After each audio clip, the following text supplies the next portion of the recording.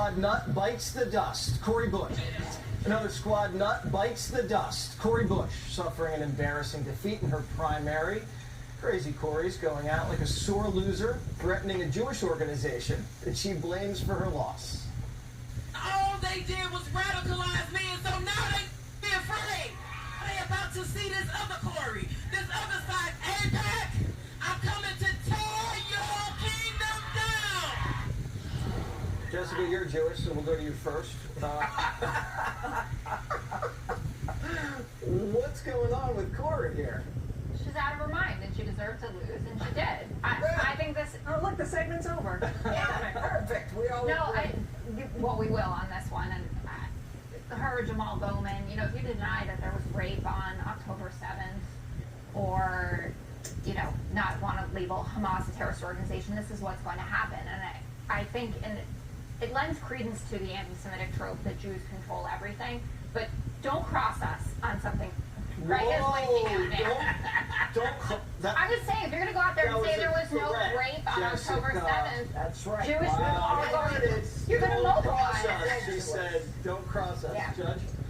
Look, Cori Bush was my favorite part of Cori Bush is the fact that she spent like $500,000 on her personal security. No, $780,000. Is that much? Okay. All right. And she's under a federal investigation, which will probably be dropped because she lost the election. And she spent a lot of the money she gave to her boyfriend, saying he was her security when he didn't have a private security license or anything like that. And she said, I can't be dead. I want to defund the police for you, but I can't be dead. I have to take care of people. What an idiot. And so, I think, by the way, that Kamala should take note. These progressives are dropping like flies. This first time I heard that, I thought it was funny that she said she's now radicalized. Yeah.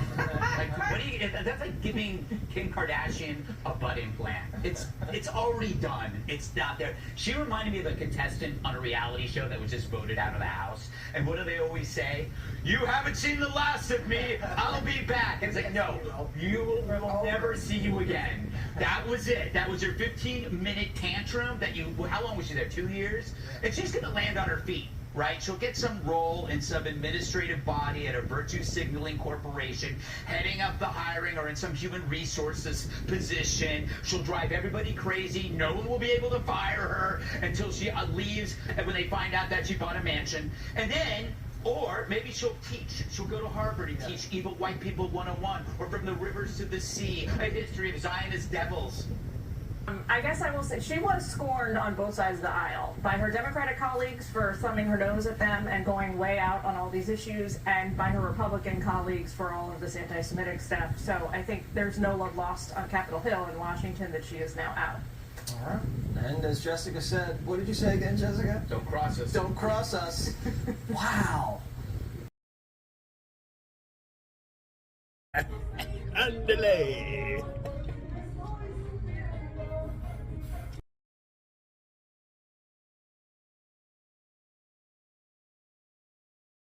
Why do liberals have to accept certain positions that are that bad? Like, why do they have to make excuses for rioters and looters? That is not necessarily a liberal position. They don't have to do it.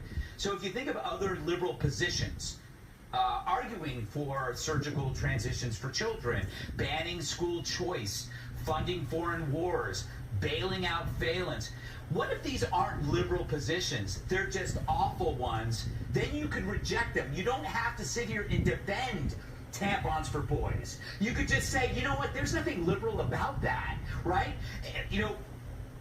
Only nut jobs want kids to have nut jobs. It's not about being liberal or conservative. But the problem is the Democrats have allowed radicals to define what is liberal. So tampons for boys, suddenly, Jessica, you have to defend it. You shouldn't have to. Liberals were always against conversion therapy. That was a psychological attempt at curing homosexuality. Now they're defending invasive surgical solutions to do the same thing. How did that become liberal and the other one not? So it's a plea that, you don't have to defend this crap. You don't have to defend tampons for boys. You should laugh at it and go, this is I don't believe any of it. And then all of a sudden you find that the Democrats and the Republicans are in the same room again. You know, we reject our crazies. It's time for you guys to reject him. Okay. Give me a crazy person, I'll reject him. Donald Trump. See, that's your problem. He's not crazy. That's your problem. That's exactly the problem. You think that Every metric was up when he was president. And That's you know not what? true. Oh, okay. there's nothing All right. that he believes in that comes close to tampons for boys or for pushing trans surgeries on children because they're suffering from a psychological delusion. There's nothing like that in the conservative movement. But the Democrats have embraced these things because they're so scared of being called lack of compassionate. I'm going to get fired if we don't go to commercial. So I will. I'm just going to say that coming up, another so-called squad member gets booted by voters. Congresswoman Cori Bush, seen they are defeated. She is going out in a blaze of fury. Stick with us.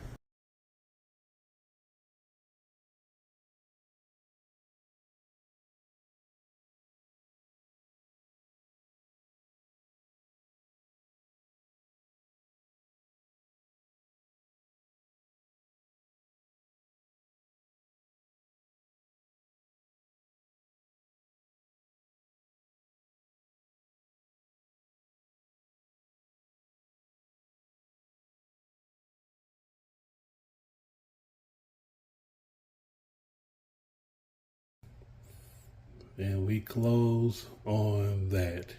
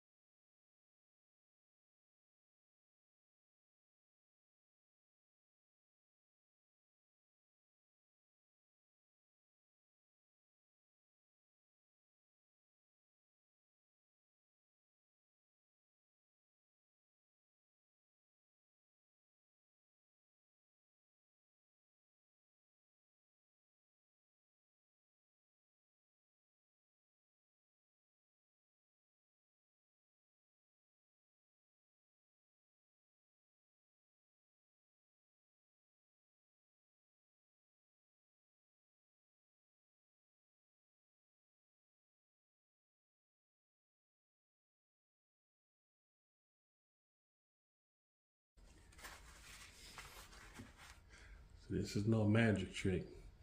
This is the real deal. Holyfield.